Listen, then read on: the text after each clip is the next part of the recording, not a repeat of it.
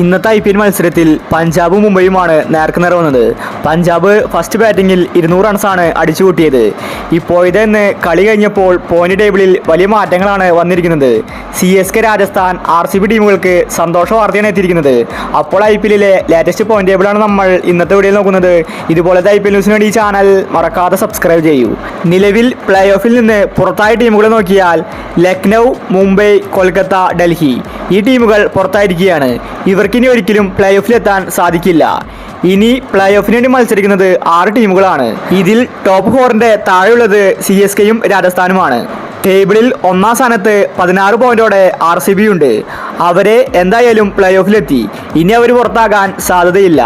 അതുപോലെ രണ്ടാം സ്ഥാനത്ത് ഗുജറാത്ത് ഉണ്ട്. അവർക്കും 16 പോയിന്റ് ഉണ്ട്. അവരും പ്ലേ ഓഫിലെത്തി.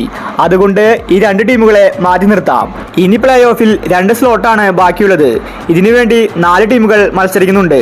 ഹൈദരാബാദ്, പഞ്ചാബ്, CSK, രാജസ്ഥാൻ. ഇതിലെ 2 ടീമുകളായിരിക്കും പ്ലേ ഓഫിലെത്തുന്നത്. അതാരാണെന്ന് പറയാൻ സാധിക്കില്ല. നിലവിൽ 3-4 സ്ഥാനങ്ങളിൽ പഞ്ചാബും ഹൈദരാബാദും ഉണ്ട്. ഹൈദരാബാദിന് 14 പോയിന്റ് ഉണ്ട്. അതുകൊണ്ട് ഒരു മാച്ച് ജയിച്ചാൽ ഹൈദരാബാദിനും പ്ലേ ഓഫിലേക്ക് കടക്കാൻ സാധിക്കും. ഒരുവിധം എല്ലാ ടീമുകളും 16 പോയിന്റിലെത്തിയാൽ നെറ്റ് റൺ റേറ്റ് കൂടുതൽ ആർക്കാണോ അവരായിരിക്കും പ്ലേ ഓഫ് കളിക്കുന്നത്. ഇനി ചെന്നൈയുടെ കാര്യമെടുത്താൽ ചെന്നൈ 11 മാച്ച് കളിച്ചിട്ടുണ്ട്. 12 പോയിന്റാണ് ചെന്നൈക്കുള്ളത്. ഇനി ബാക്കിയുള്ള കളികൾ 3 എണ്ണമാണ്. 3 എണ്ണത്തിൽ ജയിച്ചാൽ ചെന്നൈക്ക് ടോട്ടൽ 18 പോയിന്റ് ആയിരിക്കും. അങ്ങനെയാണെങ്കിൽ ചെന്നൈക്ക് ഒഫീഷ്യലായിട്ട് തന്നെ പ്ലേ ഓഫിലെത്താം. ഒരു ടീമിനെയും കാത്തു നിൽക്കണ്ട. മറിച്ച് ചെന്നൈ ഒരു മാച്ച് തോറ്റാൽ പോലും അത് ചെന്നൈക്ക് പണിയാണ്. 16 പോയിന്റ് ഉണ്ടെങ്കിൽ ചിലപ്പോൾ മാത്രമേ പ്ലേ ഓഫ് കളിക്കാൻ സാധിക്കുള്ളൂ. ഇങ്ങനെ വരുമ്പോൾ നെറ്റ് റൺ റേറ്റ് ആയിരിക്കും നോക്കാൻ പോകുന്നത്. ഇതേ അവസ്ഥ തന്നെയാണ് രാജസ്ഥാനും.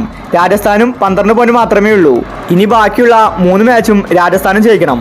അതുകൊണ്ട് ആര് പ്ലേ ഓഫ് കടക്കുമെന്നത് ഇപ്പോൾ പറയാൻ സാധിക്കില്ല. അപ്പോൾ ഇതുപോലത്തെ IPL ന്യൂസിന് വേണ്ടി ചാനൽ മറക്കാതെ സബ്സ്ക്രൈബ് ചെയ്യൂ.